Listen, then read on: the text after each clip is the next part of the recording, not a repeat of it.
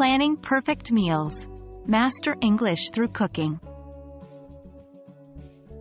Hello, English language learners. Today, we are going to explore a delicious topic, one that will not only enrich your language skills but also fill your stomach with delight. We will talk about planning meals. Yes, that's right. We are going to explore how to converse, discuss, and explain all about this essential part of our everyday life.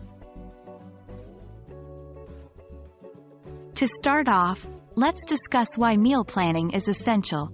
Planning your meals helps you organize your shopping list, use your ingredients more efficiently, and ensure a balanced diet.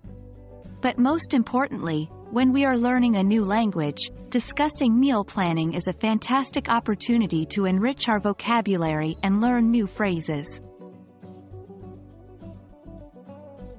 Here are some essential words and phrases related to meal planning. Let's explore them. Ingredients. These are the food items used in cooking a dish.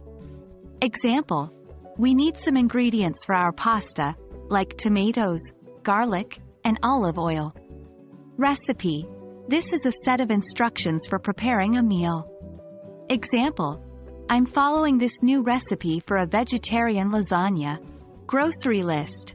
This is a list of items to buy from the grocery store. Example: I need to add milk and bread to our grocery list.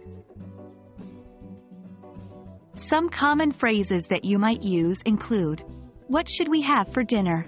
Do we have all the ingredients we need? We should try out a new recipe this week. I'll add it to the grocery list. To help us understand these words and phrases in context, let's look at a short dialogue between two friends, Alice and Bob. They are planning their meals for the upcoming week. Alice: Hey, Bob, what should we have for dinner next Monday? Bob: How about we try a new pasta recipe? Alice: Sounds great. Do we have all the ingredients? Bob: I'm not sure.